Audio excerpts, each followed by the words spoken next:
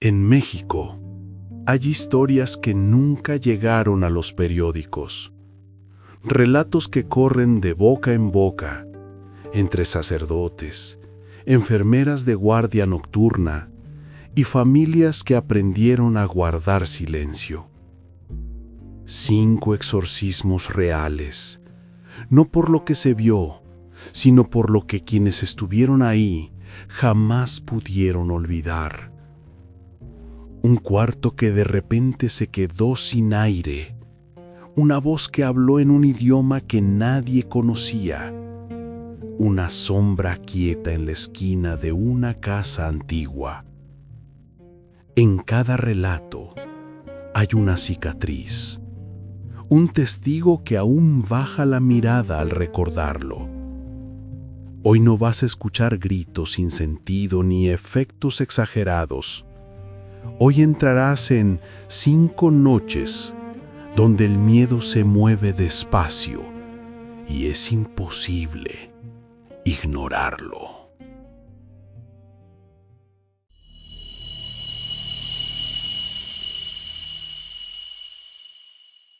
La familia Morales vivía en una casa del centro histórico de Veracruz. Paredes gruesas de cantera, techos altos, el tipo de construcción que conserva el frío incluso en verano. Habían heredado la propiedad de un tío que murió solo, sin dejar testamento. Al principio todo fue normal, pero 3 meses después de mudarse, Lucía, la hija menor de 24 años, comenzó a cambiar. No era gradual. Su hermano lo describe así. Un día era Lucía, al siguiente había algo distinto en su mirada. Dejó de hablar durante el desayuno. Se quedaba inmóvil frente a la ventana de su cuarto durante horas. Cuando alguien le preguntaba qué le pasaba, solo sonreía. Una sonrisa larga, sin parpadear, que duraba demasiado. Los padres la llevaron con un neurólogo. Resonancia magnética, normal. Análisis de sangre, sin alteraciones. El psiquiatra sugirió depresión atípica. Prescribió antidepresivos. Lucía no los tomó. No porque se negara, simplemente olvidaba, como si su mente estuviera en otro lugar. Entonces empezaron las noches. Su hermana compartía cuarto con ella. Cuenta que una madrugada se despertó porque sintió que alguien la observaba. Lucía estaba sentada en el borde de su cama, completamente quieta, mirándola fijamente. No respiraba de forma audible, no se movía, solo esa sonrisa. Le pregunté si estaba bien. No respondió. Tenía los ojos abiertos, pero era como si no estuviera ahí. Encendí la luz y seguía igual. Llamé a mamá. Cuando entró, Lucía se acostó lentamente y cerró los ojos, como si nada hubiera pasado. Los episodios se intensificaron. Cambios bruscos de temperatura en su habitación. Una sensación de peso en el pecho al cruzar el umbral de su puerta. Objetos que aparecían fuera del lugar sin explicación. La madre, católica devota, buscó ayuda en la parroquia local. El párroco, un hombre mayor, de casi 70 años, escuchó con atención. No prometió nada. Dijo que traería a alguien capacitado. Ese alguien fue el padre Esteban Ruiz, un sacerdote jesuita de 38 años, discreto, con estudios en psicología pastoral. Llegó una tarde, sin aviso previo. Habló primero con la familia, luego pidió ver a Lucía. Ella lo recibió en su cuarto. Sonriente, tranquila. Respondió preguntas con monosílabos. Cuando el padre Ruiz sacó un crucifijo pequeño de su bolsillo y lo colocó sobre la mesita de noche, Lucía dejó de sonreír. No dijo nada, pero su respiración cambió. Se volvió profunda, lenta, como si el aire le pesara. El padre Ruiz tomó notas, habló con los padres sobre protocolo. Explicó que harían una bendición inicial esa misma noche. Nada invasivo, solo oraciones de protección. Si la situación lo ameritaba, regresaría con permisos formales para un exorcismo completo. Esa noche, a las 11 p.m., el padre Ruiz regresó acompañado de un diácono. Cerraron las ventanas del cuarto de Lucía, encendieron 3 velas, colocaron agua bendita en un recipiente. Lucía estaba sentada en su cama, con la mirada perdida. El padre comenzó las oraciones en latín, letanías antiguas, invocaciones de protección. Durante los primeros 10 minutos, nada cambió. Entonces la lámpara del techo se apagó. No hubo parpadeo. No fue gradual. Simplemente se apagó, aunque el diácono, después, confirmó que el interruptor nunca se movió y el foco estaba en perfecto estado. El cuarto quedó iluminado solo por las velas. Las sombras en las paredes se alargaron. El padre Ruiz continuó, su voz firme, sin titubear. Lucía giró la cabeza hacia él, muy despacio, y habló. Pero no era su voz, era grave, masculina con un tono de burla helada. Dijo solo una frase, en un español arcaico que el padre después tuvo que buscar en textos antiguos. Aquí no mandas, cura de pueblo. El padre Ruiz no se detuvo, intensificó las oraciones, roció agua bendita. El diácono, visiblemente asustado, sostuvo el crucifijo en alto. Lucía dejó de sonreír, su cuerpo se tensó, cerró los puños, pero no gritó, no se movió violentamente. Solo dejó de respirar. Por casi 20 segundos no tomó aire. El padre se acercó, alarmado. Justo cuando iba a detener el rito, Lucía exhaló, un suspiro largo, profundo, y su cuerpo se relajó por completo. Abrió los ojos, limpios, confundidos. ¿Qué pasó? ¿Por qué hay velas?, preguntó con su propia voz. El padre Ruiz terminó las oraciones, bendijo el cuarto, habló con la familia hasta la madrugada. Les advirtió que debían vigilarla, que en algunos casos las manifestaciones pueden regresar. No regresaron, pero el padre Esteban Ruiz, según su hermano sacerdote, nunca volvió a dormir igual.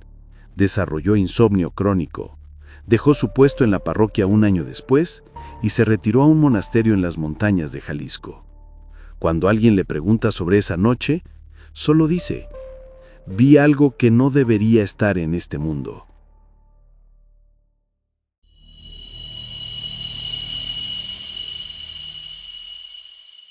El padre Damián Ochoa llevaba más de 20 años realizando exorcismos. Era de los pocos sacerdotes en México con autorización oficial del Vaticano. Un hombre de 62 años, calvo, con lentes gruesos y una voz pausada que nunca perdía la calma. Había visto de todo: casos de posesión que duraban meses, familias destruidas, personas que nunca volvieron a ser las mismas. Pero el caso de Roberto Andrade lo tomó por sorpresa. Roberto tenía 31 años. Trabajaba en una empresa de logística, vida tranquila, sin historial de problemas mentales. Vivía con su madre y su hermana en un departamento de la colonia Roma. Todo comenzó después de un viaje de trabajo a Chiapas. Roberto regresó cansado, callado. Dijo que había visitado unas ruinas antiguas, que se había quedado solo en una zona restringida más tiempo del permitido. Me perdí, fue todo lo que explicó. La primera semana fue normal, pero luego empezó a encerrarse en su cuarto. Dejó de comer con la familia. Su hermana cuenta que escuchaba murmullos constantes desde el otro lado de la puerta. Al principio pensé que hablaba por teléfono, pero una noche me acerqué y no era una conversación normal. Eran frases cortadas, en voz baja, como si alguien estuviera susurrando instrucciones. Tocó la puerta. Los murmullos se detuvieron de inmediato. Roberto no respondió. Su madre se preocupó más cuando Roberto dejó de ir a trabajar. Llamaba a la puerta. Él respondía que estaba bien, que solo necesitaba descansar. Pero su voz sonaba extraña, más grave, distante. Una madrugada, la hermana se despertó porque escuchó pasos en el pasillo.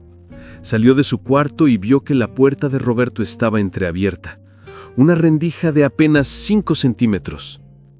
Desde adentro salía una voz, pero no era Roberto. Era una risa, baja, contenida, sin alegría, como si alguien se burlara de un chiste que solo él entendía. La hermana corrió al cuarto de su madre. No se atrevió a entrar. Al día siguiente forzaron la cerradura.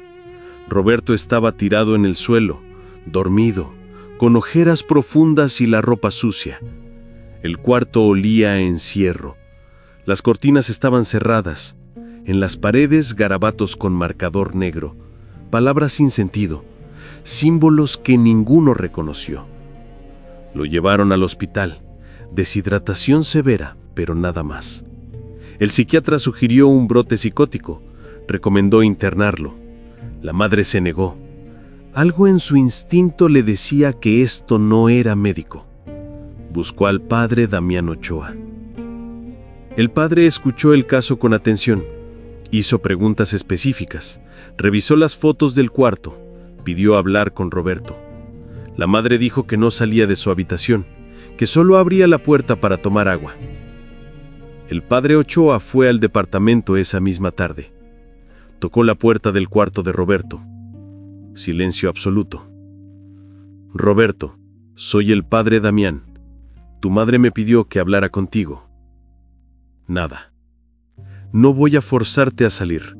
Solo quiero escucharte. 1 minuto, 2 minutos, 3. Y entonces, desde adentro, una voz respondió, pero no venía de la altura de una persona parada. Venía desde el suelo, como si alguien estuviera acostado junto a la puerta. ¿Qué quieres, cura? La voz era ronca, arrastrada, no era Roberto. El padre Damián se arrodilló frente a la puerta. Quiero ayudarte a salir de esto. Silencio. Luego un golpe. Un solo golpe seco, como si alguien hubiera pateado la puerta desde adentro con fuerza. La madre dio un grito. El padre levantó la mano, pidiéndole calma. Roberto, en el nombre de Jesucristo, abre esta puerta. Otro golpe, más fuerte. La puerta tembló. El padre comenzó a rezar en voz alta. El Padre Nuestro, después una oración de protección. Su voz llenó el pasillo. Desde adentro, los murmullos regresaron, ahora más rápidos, superpuestos, como si varias voces hablaran al mismo tiempo. El padre Ochoa sacó un crucifijo y lo presionó contra la puerta. Los murmullos se detuvieron. Un silencio absoluto, pesado, como si el aire mismo se hubiera detenido. Y entonces una voz habló justo detrás del padre Ochoa. Una voz masculina, grave, muy cerca de su oído. Todavía no. El padre giró de inmediato. No había nadie. El pasillo estaba vacío. Pero él lo había escuchado. Claro, tan cerca que sintió el aliento. Le ordenó a la madre que llamara a otro sacerdote de inmediato. Necesitaban hacer el exorcismo esa misma noche. No podían esperar.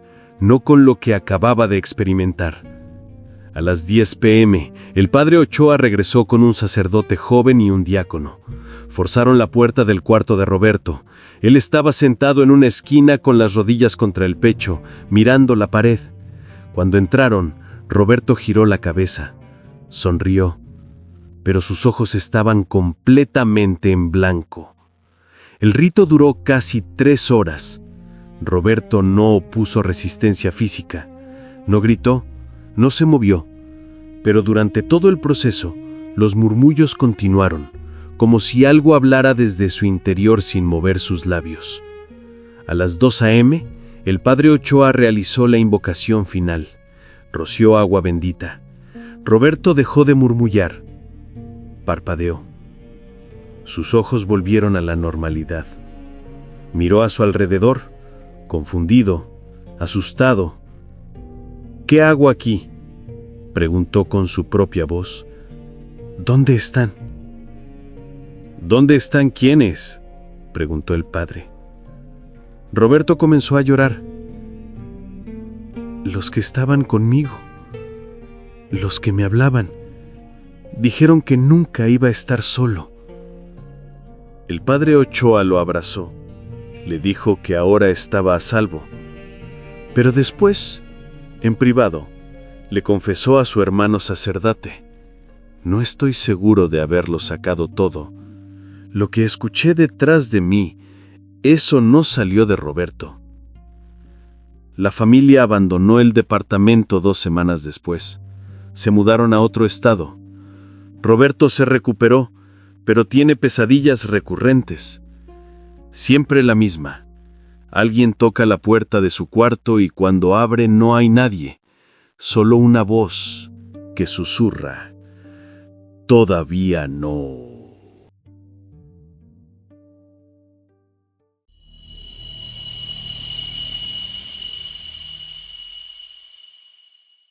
En un pueblo de Michoacán, cuyo nombre se omite por petición de la familia, hay una capilla que solo se abre en casos de emergencia espiritual. Es pequeña, hecha de adobe y madera antigua. El techo tiene goteras. Las bancas están desgastadas, pero los lugareños dicen que es el lugar más sagrado de la región. También dicen que es el más peligroso. La capilla está al final de un camino de tierra rodeada de árboles de mezquite. No hay luz eléctrica, solo velas. El padre encargado de la parroquia principal vive a 20 kilómetros de distancia. Rara vez va, pero en marzo de 2020 recibió una llamada urgente. Un joven de 19 años llamado Miguel había comenzado a comportarse de forma violenta. Empujó a su padre contra una pared con una fuerza desproporcionada. Rompió muebles con las manos. Su madre cuenta que una noche lo encontró levantando el refrigerador, solo. Algo físicamente imposible para él. Los médicos no encontraron nada, ni drogas, ni lesiones cerebrales. Psicológicamente, Miguel no mostraba signos de esquizofrenia ni trastorno bipolar. Pero su mirada había cambiado. Era fija, penetrante, como si mirara a través de las personas. El padre encargado, después de escuchar el testimonio de la familia, decidió que el caso requería la capilla. Pidió permiso al obispo, lo obtuvo. Una noche de luna nueva, llevaron a Miguel a la capilla. Su padre y 2 tíos lo acompañaron, junto con el padre y un diácono. Miguel caminó tranquilo. No opuso resistencia. Entró a la capilla sin decir palabra. El padre encendió las velas, colocó el agua bendita en el altar. El eco natural del lugar amplificaba cada sonido. La respiración, los pasos sobre el piso de piedra, el crujir de las bancas. Miguel se sentó en la primera fila. Quieto. Demasiado quieto. El padre comenzó el rito. Las primeras oraciones transcurrieron sin incidentes. Miguel no reaccionó. Su mirada estaba fija en un punto de la pared, justo encima del altar. No parpadeaba. El padre continuó. Invocaciones más fuertes. Roció agua bendita en la frente de Miguel. El joven no se movió, pero su cuerpo comenzó a temblar. Un temblor sutil, como si tuviera frío. El padre intensificó las oraciones. Miguel seguía mirando el mismo punto.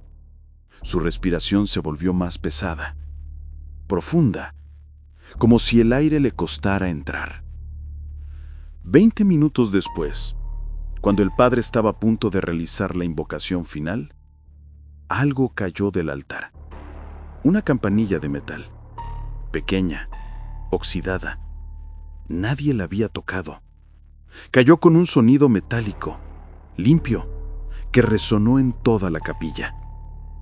Todos se quedaron inmóviles. El padre miró a Miguel. El joven seguía con la mirada fija, pero ahora una lágrima corría por su mejilla. Una sola lágrima, sin expresión, sin parpadeo. El padre se acercó, tomó el crucifijo y lo colocó en las manos de Miguel. El joven cerró los dedos alrededor de él, lentamente, con fuerza. «¿Quién eres?», preguntó el padre. Miguel no respondió, pero su boca se movió, como si intentara hablar. El padre repitió la pregunta, ahora con más autoridad. Miguel abrió la boca. Su voz salió quebrada, apenas audible. «Ya no soy». El padre roció más agua bendita, intensificó las invocaciones, ordenó, en el nombre de Cristo, que la presencia se retirara. Miguel comenzó a llorar, no con sollozos, solo lágrimas. Su cuerpo dejó de temblar, cerró los ojos. El padre terminó el rito. Miguel cayó hacia adelante, arrodillado, sosteniendo el crucifijo. «Se fue», murmuró con su propia voz. «Ya no está». Salieron de la capilla en silencio. Nadie habló durante el camino de regreso. Miguel se recuperó gradualmente, pero algo en él cambió para siempre. Se volvió más callado, reflexivo. Dejó de salir de noche. Dice que hay cosas que no quiere ver de nuevo. El padre que realizó el exorcismo envejeció de golpe.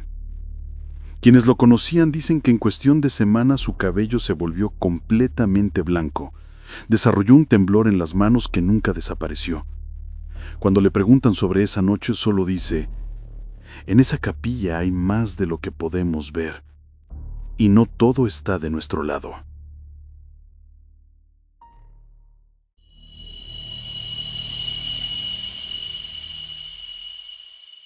El Hospital Universitario de Monterrey es una institución de prestigio, tecnología de punta, personal altamente capacitado, nada de supersticiones.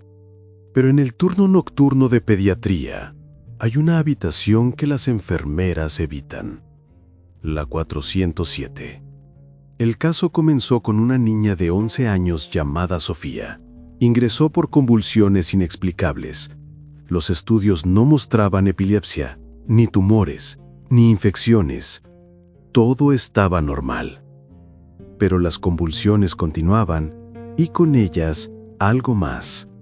Sofía dejó de hablar, no por decisión consciente, simplemente dejó de hacerlo.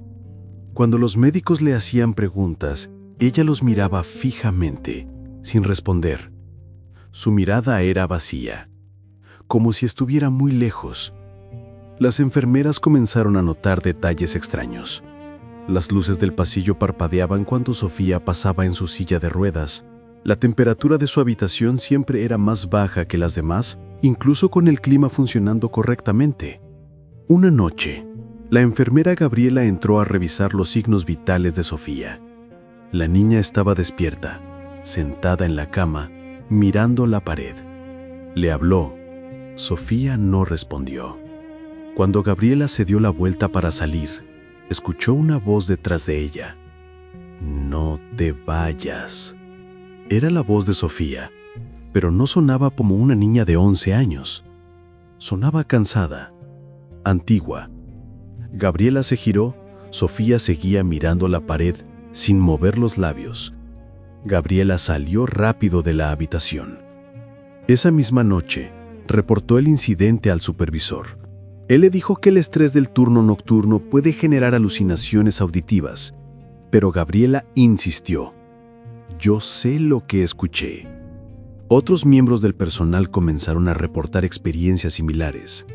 Un médico residente vio a Sofía parada frente a la ventana a las 3 de la mañana, completamente inmóvil, aunque se suponía que estaba dormida.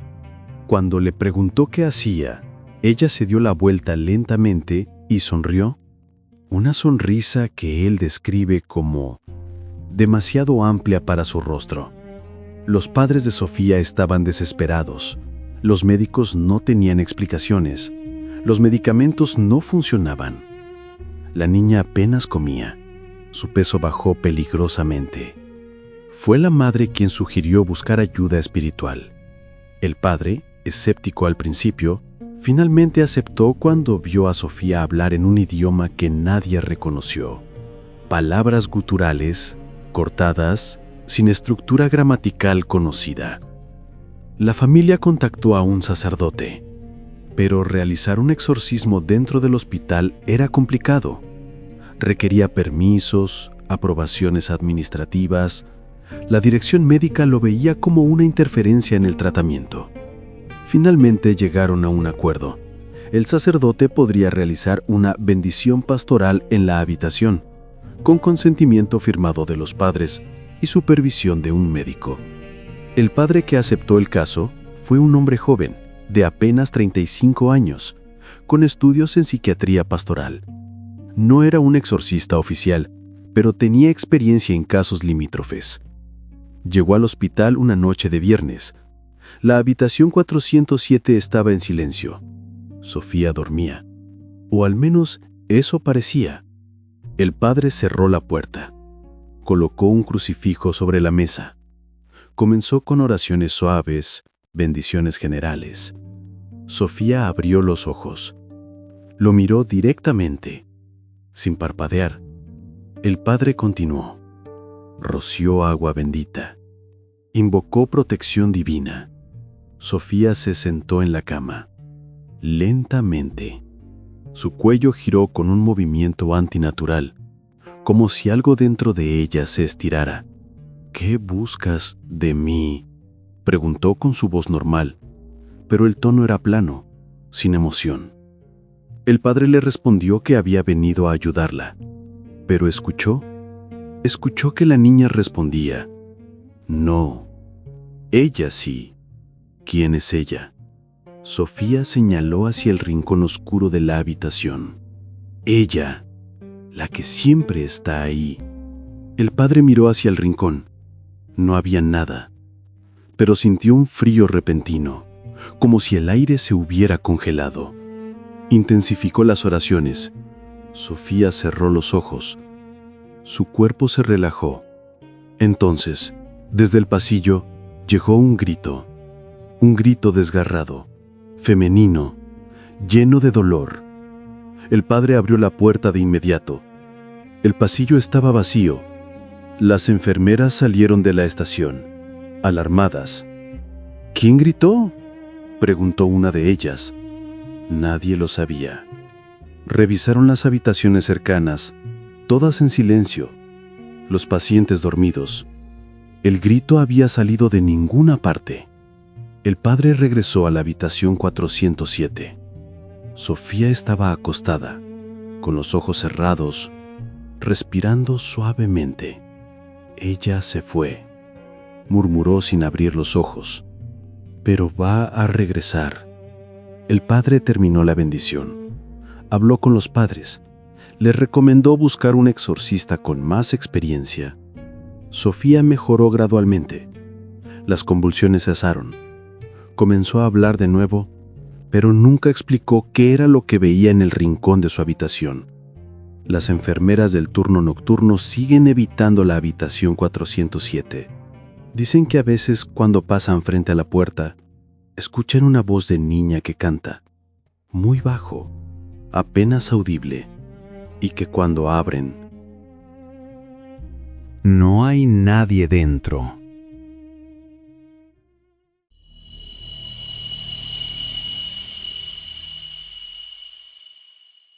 El último caso sucedió en un rancho aislado del norte de México. Cerca de la frontera, tierra seca, viento constante, noches frías donde el silencio es absoluto. La familia Vargas vivía ahí desde hacía generaciones. Ganaderos, gente de fe pero también supersticiosa. Conocían las historias de la región, aparecidos, luces extrañas en el desierto, cosas que era mejor no buscar. pero nunca pensaron que algo así les sucedería a ellos. El afectado fue Héctor, el hijo mayor, hombre de 45 años, trabajador, callado, viudo desde hacía 3 años. La muerte de su esposa lo había cambiado. Se volvió más solitario, pasaba horas mirando el horizonte. Sus hermanos comenzaron a notar algo extraño. Héctor dejó de comer con la familia. Se encerraba en su cuarto del rancho, una habitación pequeña con una sola ventana que daba al desierto. Por las noches, lo veían parado frente a la puerta principal de la casa, inmóvil, mirando hacia afuera. «¿Qué haces, Héctor?», le preguntaba a su hermano menor. «Espero». «¿A quién?». Héctor no respondía, solo seguía mirando. Una noche su hermana se despertó porque escuchó pasos en el pasillo. Salió de su cuarto y vio a Héctor caminando hacia la puerta principal. Pero había algo diferente en su forma de moverse. No era su caminar normal. Era más lento, rígido. Lo siguió a distancia. Héctor abrió la puerta y salió al patio. Se quedó parado bajo el umbral, mirando hacia el desierto. La hermana se acercó. «Héctor, hace frío. Regresa». Él no se movió. Ella tocó su hombro. Héctor giró la cabeza. Sus ojos estaban abiertos, pero la mirada estaba perdida, vacía. «Ella está aquí», dijo con voz monótona. «¿Quién?». «La que me llama». La hermana sintió un escalofrío, no por el viento, por algo más, una sensación de que estaban siendo observados. Miró hacia el desierto y por un segundo juró ver una figura, una sombra oscura, parada a unos 20 metros de distancia, alta, delgada, completamente inmóvil. Parpadeó y la sombra ya no estaba. «Vámonos adentro ahora», exigió. Héctor obedeció, pero cuando cruzaron el umbral, ella sintió una ráfaga de aire helado, como si algo hubiera intentado entrar con ellos. Al día siguiente, Héctor no salió de su cuarto. Su familia tocó la puerta. Él respondió que estaba bien, que solo necesitaba descansar. Pero su voz sonaba extraña, apagada. Los días siguientes fueron peores. Héctor dejó de responder por completo. Dejaba la comida sin tocar frente a su puerta. La temperatura de su cuarto bajó tanto que se podía ver el aliento al entrar. Y todas las noches, sin falta, caminaba hasta el umbral de la puerta principal. Se quedaba ahí, inmóvil, esperando. La familia contactó a un sacerdote de un pueblo cercano. El padre Ignacio, un hombre de 58 años con experiencia en casos de opresión espiritual, aceptó venir. Llegó un sábado por la tarde. Habló con la familia, escuchó los testimonios, revisó el cuarto de Héctor. Las paredes estaban heladas al tacto, aunque el clima indicaba una temperatura normal. El padre decidió que necesitaban hacer un ritual de liberación esa misma noche. No era un exorcismo completo, pero sí una intervención espiritual fuerte. Pidió ayuno, oración familiar, preparación. A las 11 p.m., cuando el viento del desierto soplaba más fuerte, el padre Ignacio reunió a la familia en la sala. Héctor salió de su cuarto por primera vez en días. Caminó lentamente hacia ellos. Su apariencia había cambiado. Había perdido peso. Su piel estaba pálida, las ojeras eran profundas, pero lo más inquietante era su mirada, fija, como si mirara a través de las personas hacia algo que solo él podía ver. El padre le pidió que se sentara. Héctor obedeció sin decir palabra. Comenzaron las oraciones. El padre roció agua bendita, colocó un crucifijo en las manos de Héctor.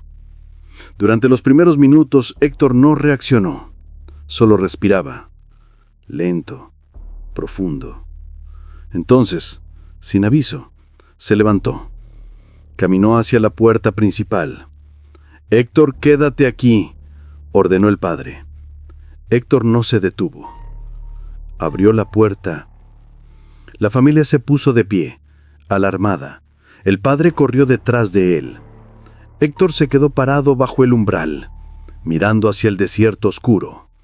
El padre se colocó a su lado, levantó el crucifijo. En el nombre de Jesucristo, ordeno que te alejes de este hombre. Héctor giró la cabeza hacia el padre. Sus labios se movieron, pero no salió sonido. Solo un murmullo gutural como si algo dentro de él intentara hablar pero no pudiera. El padre intensificó las oraciones, invocó protección divina, roció agua bendita en el umbral. Héctor comenzó a temblar, todo su cuerpo. Un temblor violento, como si tuviera convulsiones, pero no cayó. «Libéralo», gritó el padre. «En el nombre del Padre, del Hijo y del Espíritu Santo». Héctor dio un paso atrás, luego otro. Se alejó del umbral, y en ese momento todos los presentes lo vieron. Una sombra. No era una ilusión, no era el viento. Era una figura oscura definida, parada justo del otro lado del umbral. Alta, inmóvil, sin rasgos visibles. El padre levantó el crucifijo hacia ella. «Aléjate de esta casa, no tienes poder aquí». La sombra no se movió, pero pareció inclinarse, como si mirara hacia adentro. Y entonces se desvaneció. No caminó, no retrocedió, simplemente dejó de estar ahí. Héctor cayó de rodillas, comenzó a llorar, un llanto profundo, liberador. «Se fue», susurró. «Ya no está». El padre cerró la puerta, bendijo el umbral, bendijo toda la casa. Esa noche la familia no durmió. Se quedaron juntos en la sala, con velas encendidas, rezando. Héctor se recuperó gradualmente, pero nunca volvió a ser el mismo. Se mudó a un pueblo cercano. Dice que no puede quedarse en el rancho, que hay algo en ese lugar que no debería ser despertado. El padre Ignacio realizó una última bendición antes de irse. Les advirtió que mantuvieran la fe fuerte, que nunca dejaran que la oscuridad entrara de nuevo. Pero antes de subir a su camioneta, miró hacia el desierto y en voz baja, casi para sí mismo, dijo: «Lo que vi bajo ese umbral no era de este mundo». Y no se fue. Solo está esperando.